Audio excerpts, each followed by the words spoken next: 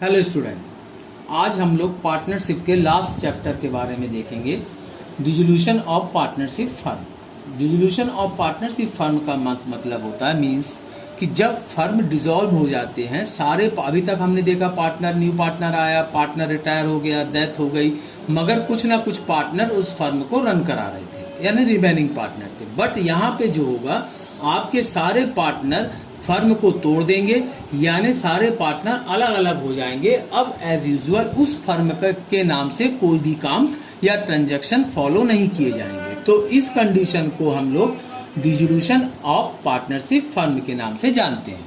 अब जब फर्म कोई डिसॉल्व हो जाती है तो सबसे पहले क्या किया जाता है, पार्टनर के थ्रू उनके एसेट और लायबिलिटीज को, एसेट को बेचा जाता है और लायबिलिटीज का पेमेंट किया जाता है। तो यहाँ पे जो है बेसिकली 3 अकाउंट प्रिपेयर किए जाते हैं, जिसमें से फर्स्ट अकाउंट जो है आपका रियलाइजेशन अकाउंट का। रियलाइजेशन अकाउंट जो हम लोग यहाँ बनाते हैं वहाँ पे एसेट और लायबिलिटीज को लेके बनाते हैं। तो रियलाइजेशन अकाउंट जब बनाएंगे हम लोग,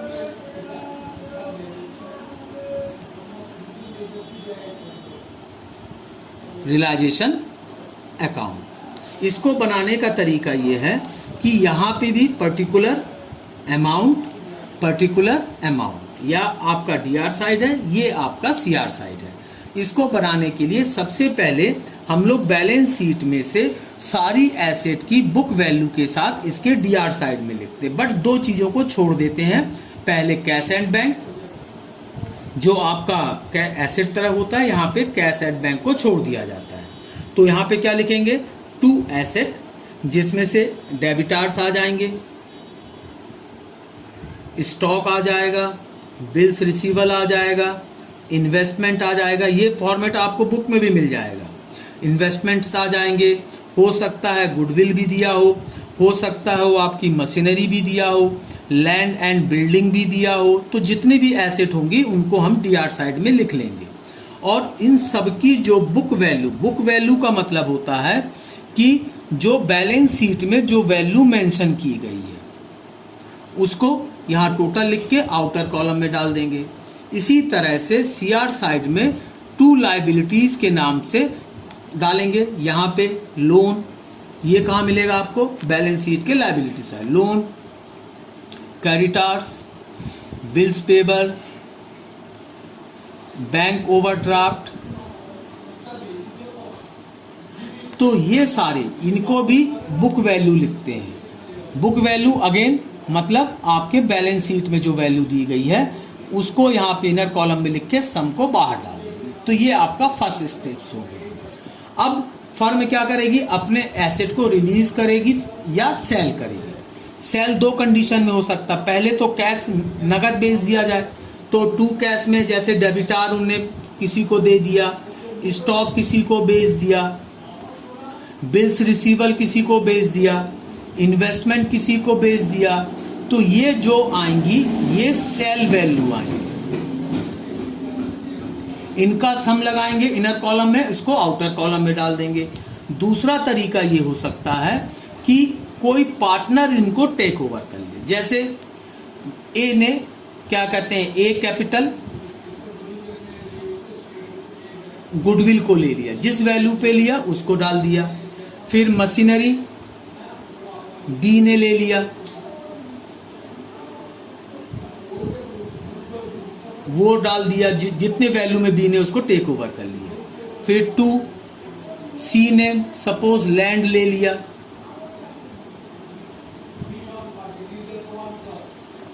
ये आ गया। तो यानी सारी जो एसेट हमने रिलीज की, चाहे किसी पार्टनर ने लिया हो चाहे नगद बिका हो, अगर नगद बिकेगा तो 2 कैश डाल देंगे, और अगर कोई पार्टनर टेक ओवर करेगा तो उनके नाम से डाल देंगे।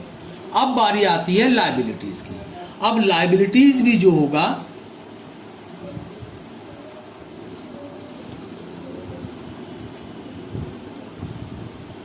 टू बैंक या कैश कुछ भी लिख सकते हैं। अब टू बैंक में जो हम कैश पेमेंट करेंगे, यानी जैसे लोन हमने कैश पेमेंट कर दिया, क्रेडिटार हमने कैश पेमेंट कर दिया, जो भी पेडेबल अमाउंट होगी, ये जो आई आपकी सेल वैल्यू है, ये पेड अप अमाउंट आया जो हमने लोगों को दिया। उसका अमाउंट टोटल डाल दिया। यहाँ पे भी हो सकता है कि कुछ पार्टनर इन लायबिलिटीज को पे करने के लिए तैयार हो जाए, जैसे ए कैपिटल बिल्स पेबल, उसने बिल्स पेबल को पे करने के लिए एग्री हो गया, तो पेबल अमाउंट डीआर में आ जाएगा। 2 रियलाइजेशन एक्सपेंसेस, ये भी डीआर में आएगा। और इसके साथ अनरिकॉर्डेड अगर एसेट है तो वो सीआर में जाएगा, अनरिकॉर्डेड लायबिलिटीज है तो डीआर में जाएगा। अब इसको बैलेंसिंग करेंगे तो इस तरफ आ रहा मतलब प्रॉफिट है। तो ये अगर हमारे 3 पार्टनर हैं तो ये तीनों पार्टनर में जैसे हम लोग आपके रिवैल्यूएशन अकाउंट या प्रॉफिट एंड लॉस अकाउंट में बांट देते थे गिवन रेशियो में, उसी रेशियो में यहाँ भी क्या होगा, वो प्रॉफिट जो है वो बट जाएगा। इस तरह से हमारा रियलाइजेशन अकाउंट बन जाता है।